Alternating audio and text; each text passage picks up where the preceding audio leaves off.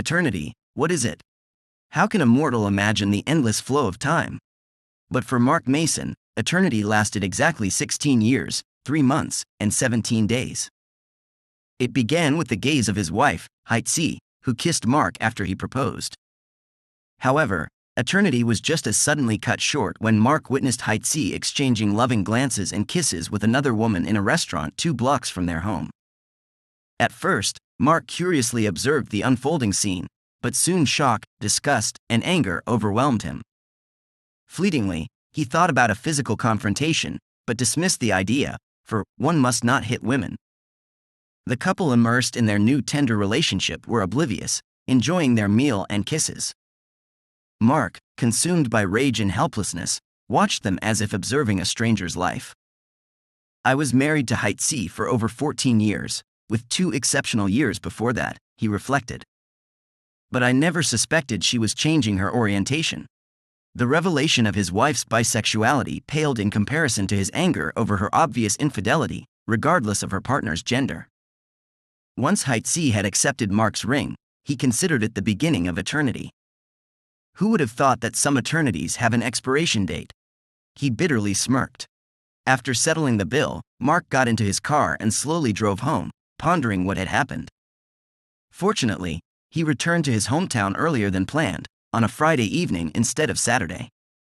I've been away since Monday, he thought, and besides missing Haitzi and the kids, being without intimacy for more than 3 days in a row left me with pent-up energy that needed to be released. Mark decided to stop for dinner on his way home, and became a witness to his wife's betrayal. Their children, 13-year-old Bianca and 9-year-old Joey, could easily be left alone for the evening if Haitzi had gone somewhere. However, Mark wondered if the girls were aware of the situation with their mother, since they hadn't mentioned anything.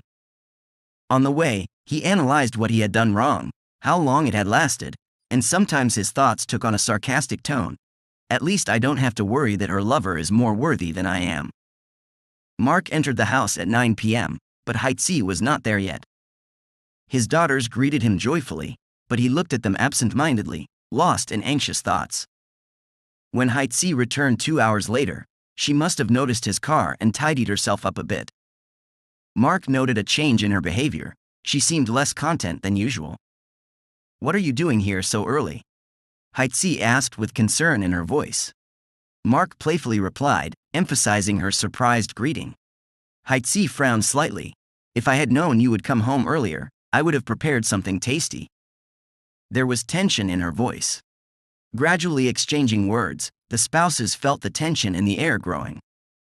Haitzi continued to tell Mark that she had ordered pizza for the children, and she and Anne had chosen wine and sandwiches in the city center. Avoiding eye contact, she casually asked if he remembered Anne from her former office and if she had mentioned her before.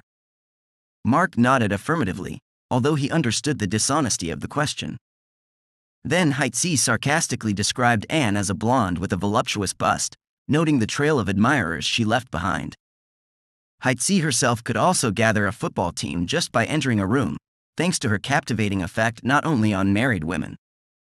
Mark thought to himself that Anne possessed the charm of a goddess with her remarkable bosom. She was about 26 years old and had just started working at the insurance company where Haitzi used to work. The 2 women immediately became friends, and it seemed that even at 39, Haitzi could still turn many heads. She was also a blonde with a beautiful figure and seductive curves, just 10 pounds heavier than when they first met, but still had an excellent appearance. Despite the worried expression on her face, Haitzi was behaving calmly. Mark could barely stand on his feet, so he simply told her that he was tired and would go to sleep. She quickly pecked him on the lips as he passed by her and headed upstairs. Mark was almost certain he had tasted the flavor of love games on her lips. He went to bed but couldn't fall asleep. The children had gone to bed before him, so when he heard a quiet conversation a few minutes later, he realized Haitzi was talking to Anne on the phone. The conversation was short, and soon Mark heard Haitzi entering the shower in their main bathroom. Either he had startled her so much that she forgot about caution, or she thought he was asleep and wouldn't find out. During the rest of the weekend, Mark didn't have to interact much with Haitzi due to children and household chores. On Saturday evening, she wanted to have a family dinner, but he left abruptly, cutting the conversation short.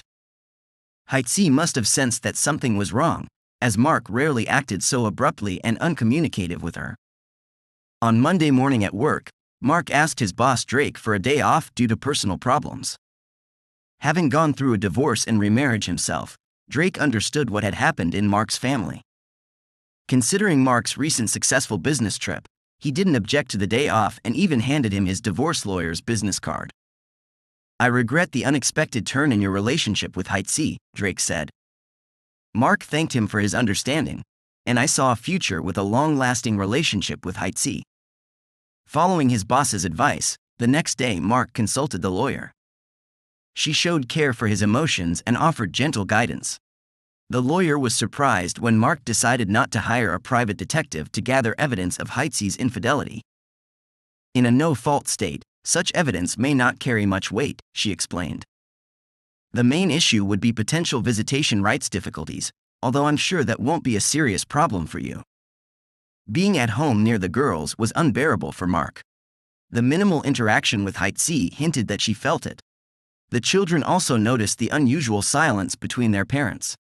Mark gave Heitzi plenty of chances to talk, but she never took the opportunity. Mark himself couldn't bring himself to start the conversation first. The situation escalated when Heitzi was handed a summons at work the following week. Mark wanted her to experience at least a fraction of the pain he felt, which could be called revenge on his part. He assumed that she was given the summons around 12:03 because his phone started ringing continuously at 12:05. Mark ignored all 14 calls from Heitzi and several calls from unknown numbers, suspecting that she might be using friends' phones to contact him. To his surprise, for the first time since discovering Heitzi with Anne, he felt a surge of energy, and he had a surprisingly good day. When Mark arrived home at 17:35, Heitzi's car was already in the garage. She didn't immediately hide her presence, expressing anger. "How dare they hand me this summons in front of my friends and colleagues?" Heitzi exclaimed. Mark remained silent until he entered the house and put his things down. In the living room, the girls seemed engrossed in a movie on the big screen. "I wanted you to be served the summons along with your lover, for your own comfort," he calmly said. Heitzi's anger turned into tears. Mark countered. "What do you know about Anne? You were not careful at all." He asked her 2 questions. "How long did your relationship last? And when were you planning to tell me?" Heitzi admitted. "It lasted about 6 months. We were planning to tell you soon." In less than 30 seconds, her behavior changed from venomous to defeated. She wearily sat down at the kitchen table. Mark walked to the bar, took a bottle of Buffalo Trace bourbon, poured himself a double glass, and sat across from her. If looks could kill, Heitzi would have died in the first 2 seconds. Mark watched as she couldn't tear her eyes away from the table. "How could I not know about your bisexuality all this time?" he asked quietly. "I only found out about it recently myself," replied Heitzi. "It just happened, I didn't plan it." Finally, she looked at him. "This shouldn't change anything between us. I love you, but I need to explore this new aspect of myself. Please support me and give me time," Heitzi requested. "Isn't 6 months enough for your exploration?" Mark asked in surprise. "If you truly love me, then remember our vows and don't even consider such an idea. Fidelity transcends gender. But true love can forgive a mistake," Heitzi retorted. "One time is a mistake, but 6 months is a conscious decision." Mark answered fervently. "Love doesn't give you the right to break my heart and jeopardize our family. Your actions have nothing to do with gender, you're just self-centered." "You're whining," Heitzi parried. Mark doubted her love. "Now you love me as a child, a friend, or a pet, but not as a man." Perhaps these words were spoken in haste. He had poor self-control. When Heitzi denied this, Mark shouted, "Stop! I know what I saw, and I know you better than anyone." She looked guilty, realizing that Mark had seen them with Anne together. Heitzi quickly tried to salvage the situation, but Mark stood his ground. "That doesn't change the fact that you love someone else, not me. Everything could have been different if it was a man, then I could have talked to him." "Can't we be civil?" Heitzi asked.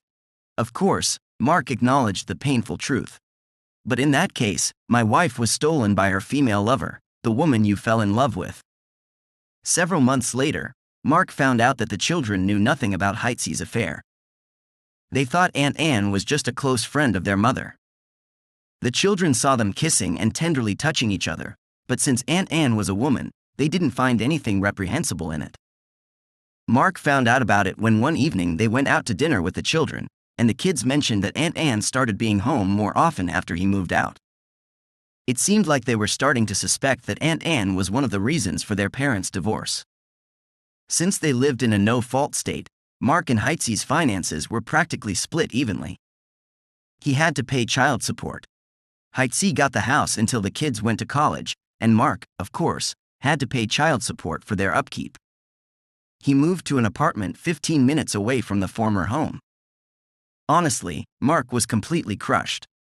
After the divorce, they stayed in touch through the children.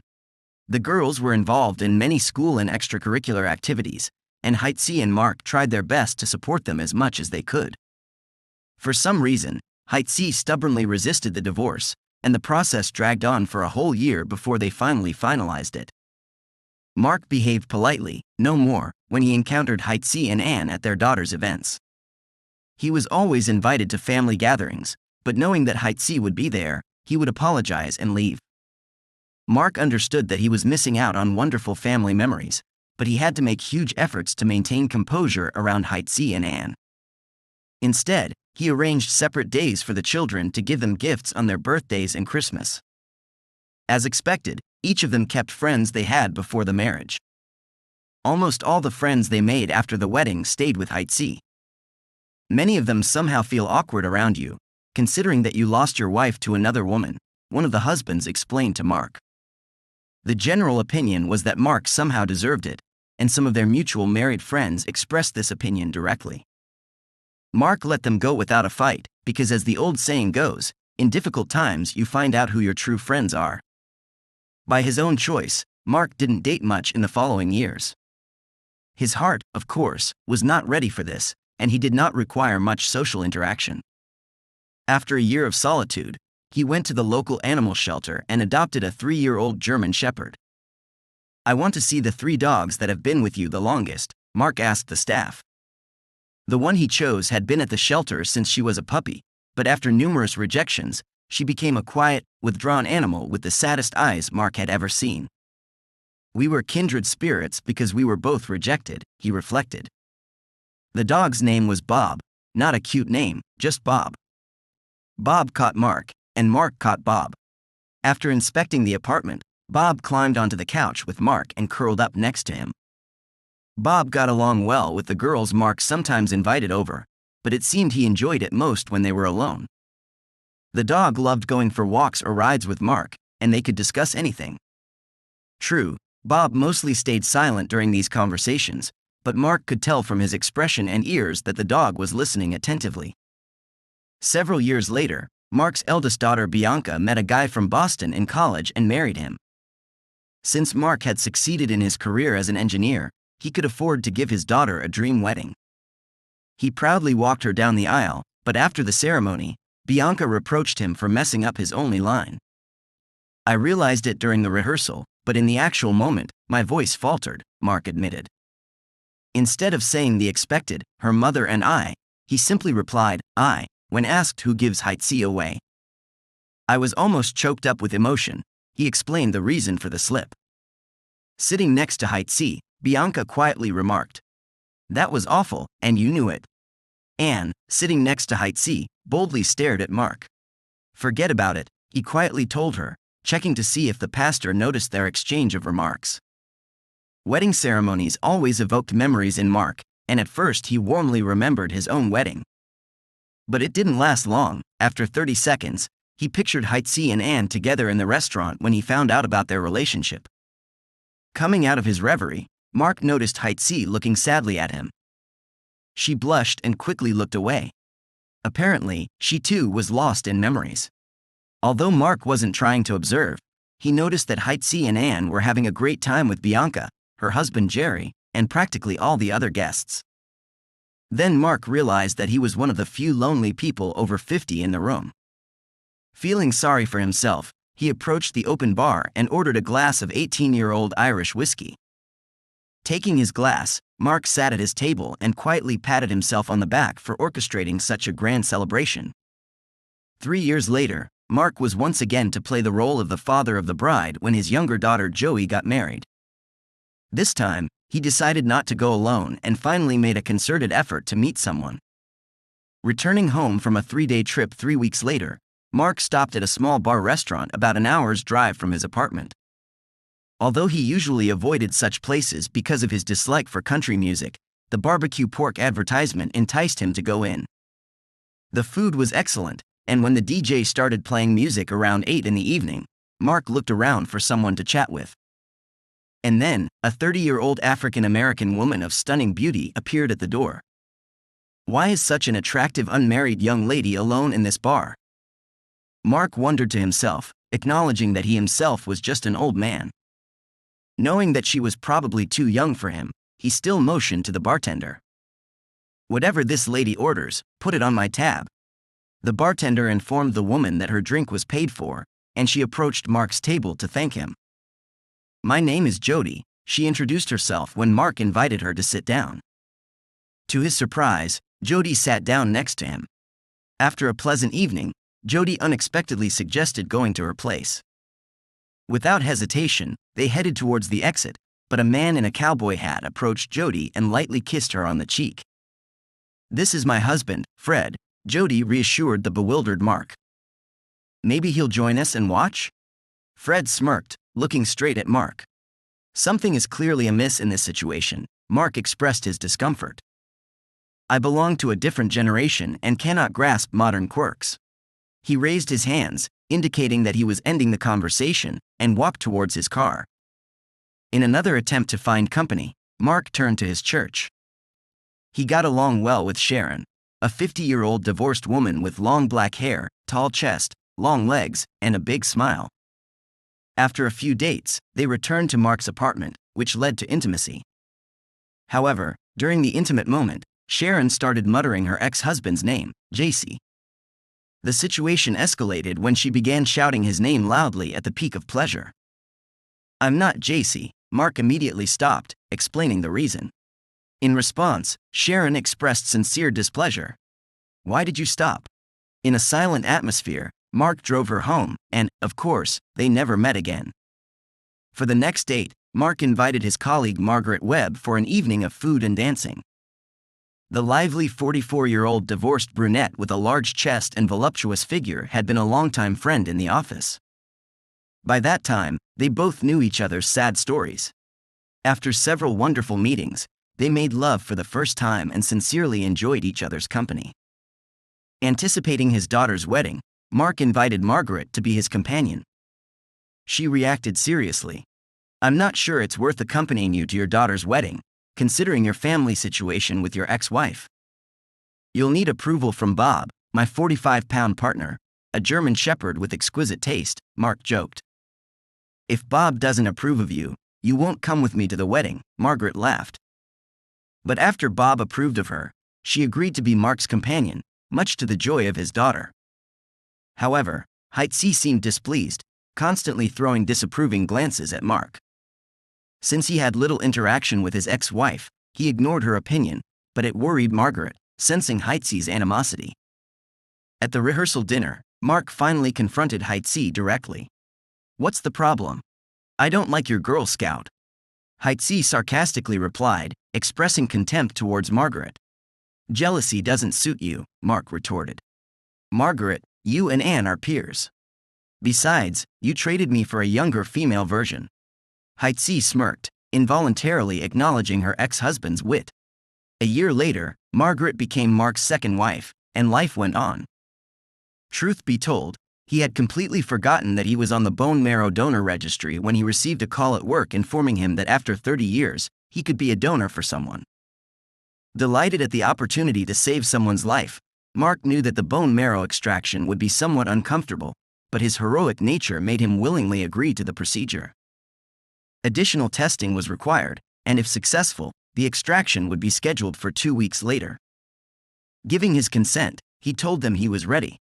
Although Mark wasn't very religious, He believed in God, and there were old words about God working in mysterious ways.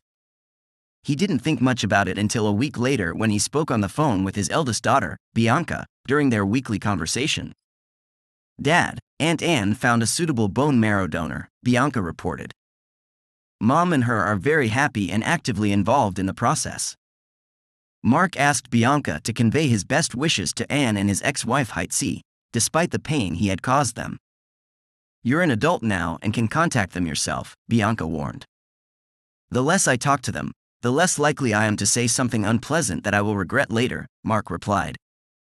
Bianca urged him to make peace with the divorce, emphasizing that he had been happily married to Margaret for almost 2 years. Mark acknowledged his happiness but shared that, although he no longer hated Heitzi, she was not among his close friends. He decided to send her flowers with good wishes for a speedy recovery. Later, as he was ordering the bouquet, a thought struck Mark: the rarity of bone marrow tissue identity, and the coincidence that Anne found a donor around the same time seemed too convenient to him. Recognizing the anonymity in the donation process, he pretended to be optimistic and asked his contact at the registry how likely it was that his donor lived in the same city. She hesitated and admitted that it was the first time someone had identified a donor by coincidence.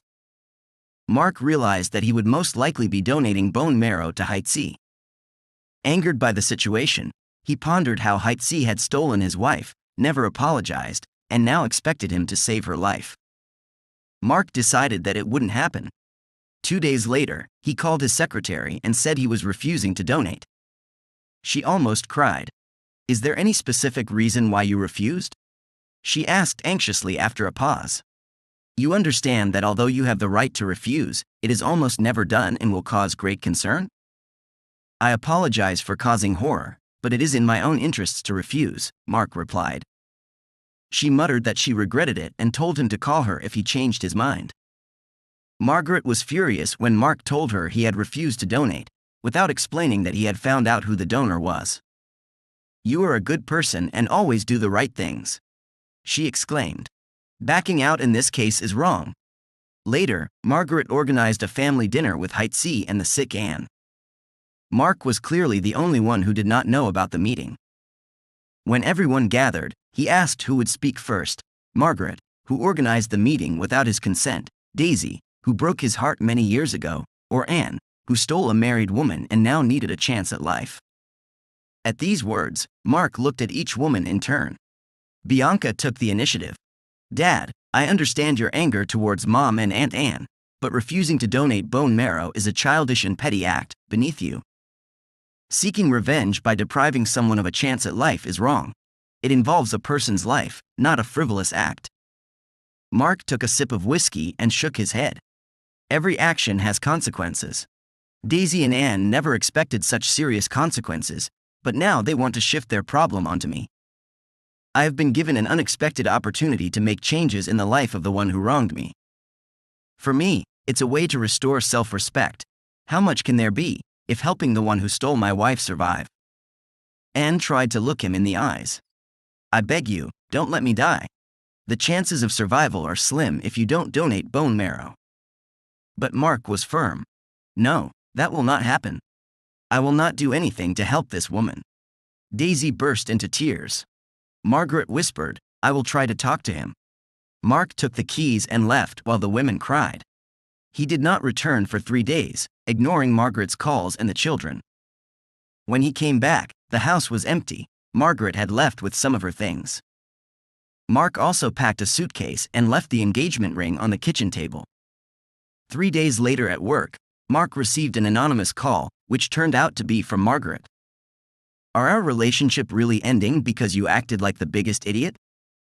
she asked incredulously. "And are you surprised that I'm married to someone who completely undermined my trust?" Mark parried. "We both could have fixed the situation, and if anyone sought revenge, it was not me, but perhaps a higher power." He quoted a biblical saying, "Vengeance is mine, and I will repay." Mark criticized Margaret for her actions and noted that she behaved disgustingly. Anne passed away 2 months after their official divorce, and Mark learned about it from an obituary in the local newspaper. He did not keep track of her affairs, and none of his daughters kept him informed. Despite the estrangement from his daughters after the confrontation, Mark stood firm in his conviction and position not to help Anne, and neither he nor his girls backed down. He was confident that he had made the right decision for himself.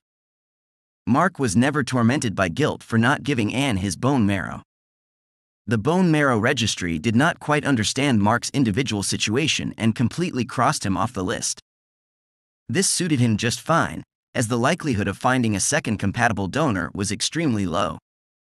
His old dog Bob was a bit grumpy and displeased with the women Mark brought home over the past year, but after 60, he wasn't really looking for a third wife. However, to his surprise, Mark still received his share of intimacy. He learned that at this age, there were about 4 times more suitable women than men, and if they were in good health, they willingly agreed to nighttime fun. Of course, they couldn't frolic too vigorously anymore. After all, no one wanted to break a hip. But most of the time, both partners enjoyed spending a pleasant evening together. Mark jokingly referred to his temporary girlfriends as beautiful elderly she-wolves. Mark had not spoken to anyone in his family for over 4 years. When his youngest daughter, Jo, called to inform him that Haitzi had passed away a few days ago, she thought her father should know and invited him to the funeral. Mark and Haitzi had 16 years of life together and 2 children, so he decided it was worth at least attending. Perhaps he will be able to improve his relationships with the girls. At the funeral, Mark sat alone on the side. The ceremony went well. After it, he approached the daughters and their families. The girls timidly hugged him, their husbands shook his hand, and the grandchildren greeted him shyly. They went to the nearest restaurant to talk. About 3 minutes later, Bianca broke the silence. Why was Aunt Anne allowed to die? She sharply asked, and Mark noted that the tone of the conversation hadn't changed in 4 years. Anne was a thief of other women, and this will be the last time we discuss this issue, he cut her off. Changing the subject, Mark pointed to a young man at the bar. Imagine if he kissed Bianca. What would you do, Jerry? I would cause him definite harm, Jerry replied without hesitation. And if there was an affair between him and Bianca? He would be dead, declared Jerry. Then you wouldn't have to worry about bone marrow donation for him if he got sick, Mark remarked. I didn't partly save Anne's life because she was a woman. Perhaps it was a mistake, but I shouldn't have saved the life of a man connected to my wife or who stole her. Jerry nodded in agreement, and Mark saw understanding reflected in the eyes of those present. I'm not proud of my decision, but I'm not ashamed of it, he said quietly. Anne didn't deserve my compassion after stealing the love of my life. But how could you lose compassion for someone you once loved? Joey asked. I truly loved your mother deeply, Mark admitted. But when she broke my heart, much of that love turned into hatred. I was just a man with my weaknesses, not a monster as she portrayed me. Her fate and the fate of her friend did their work. Tears welled up in the eyes of the adults present, and the children looked puzzled. Mark realized they would all need time to come to terms with it. He suggested not dwelling on the past, as life